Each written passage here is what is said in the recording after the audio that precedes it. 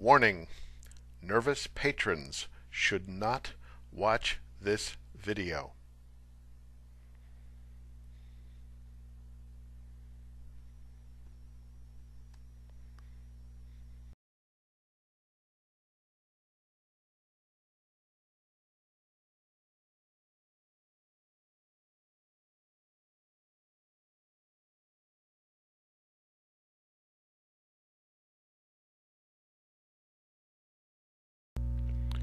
In the original version of Night of the Living Dead, the finest movie ever made, its makers suggested that nuclear radiation had been responsible for the creation of an army of flesh-eating zombies.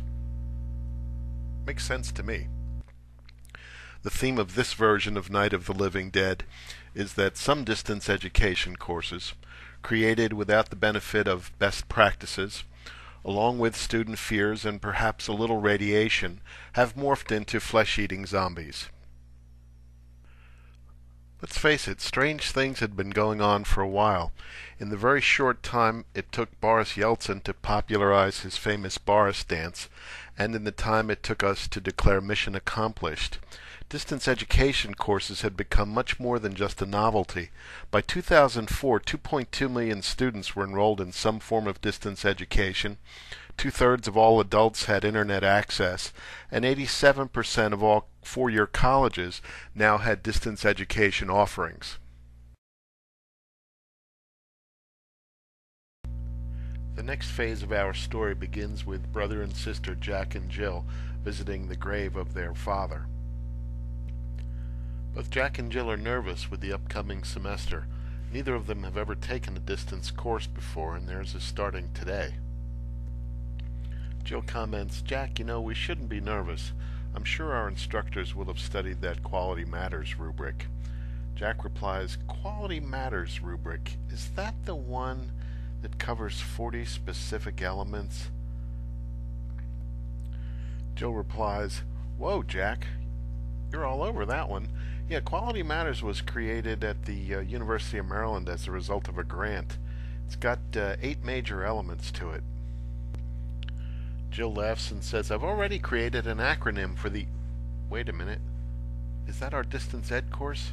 I better go get my password, says Jack. Jill says, "Okay, I'll join you." Before she knows it, the distance ed course is all over her. Jack tries to log in as well, but he's not successful with the course either. As you can see, distance ed courses that have gone bad don't fight fair. Jack struggles mightily, but it does not result in a desired learning outcome. As Jill runs, she keeps repeating the acronym for the 8 major areas of Quality Matters. Chloral Claw, Chloral Claw, Chloral Claw. Let's see. Course overview and introduction, learning objectives, assessment and measurement, resources and materials, learner engagement, course technology, learner support, and accessibility. Hey, what kind of course overview and introduction was that? Jill arrives at the nearest farmhouse. It is mostly concerned with course technology. How is she going to get some internet connection going here to be able to cope with this course? And meanwhile, this instructor has failed to give them very clear learning objectives. Whatever this person's learning objectives are, Jill just can't quite figure it out. Now Jill's really concerned. It doesn't appear that the instructor is going to share many resources and materials, and on top of that, the course technology is not so good. There's not even dial-up at this farmhouse. Hearing noises in front, Jill runs outside and meets a classmate, Al Savia. Al is really a student that has great experience in distance education and is able to take charge. He tells Jill very quickly, "Jill, this is not a great course. The learning objectives are very unclear. We've got to get a hold of learner support somehow." Al is very much a take charge sort of guy, and he devises a plan whereby he's going to start a fire to try and get the attention of learner support. But oddly enough, before he can get too far with this plan, all of a sudden there's a whole new group of people in the farmhouse. Folks that had previously been hiding in the cellar have now come up to the ground level to find out what this commotion is. Very quickly, this causes a lot of tension in the farmhouse itself. This is Ned. Ned was one of the cellar dwellers that's come upstairs, and he and Al are really angry at each other. Ned says, "Oh, great going, Al. You set the chair on fire. I love that chair. That was comfy." They don't maintain the standards of netiquette, and very quickly their argument gets even more heated. The issue really seems to be what to do. Stay in the cellar and barricade yourself, or fight your way out. This is a common theme in almost all zombie movies. Also accompanying Ned is a young man and his girlfriend, who for the moment I'll call Mr. and Mrs. Happy Meal. You'll understand why in a little bit. In any event, they can tell that before long they're going to have to do something more because the zombies are reaching through the barricade.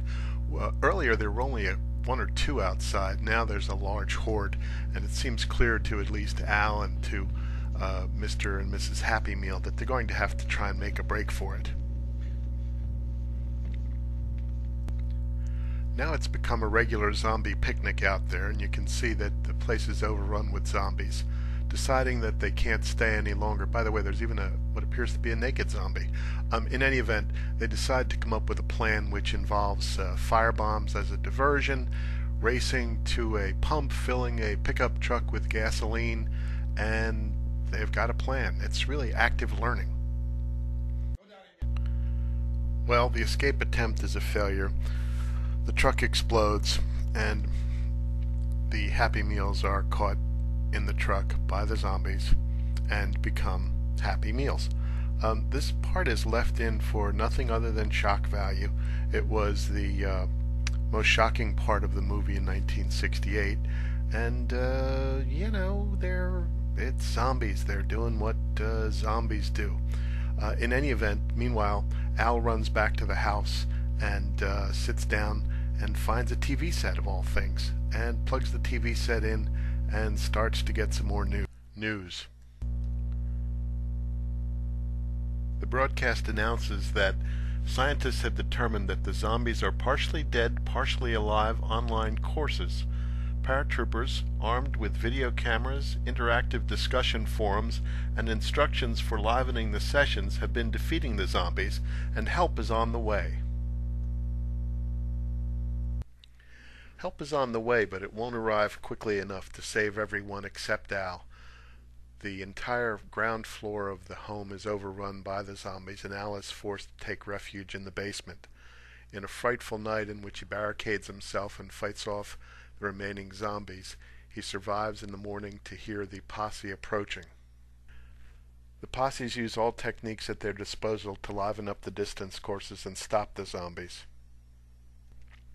The posses overuse the video cameras. Unfortunately, Al is mistaken for a zombie, and the very cameras that have been sent to save Al have destroyed him, resulting in another undesirable learning outcome.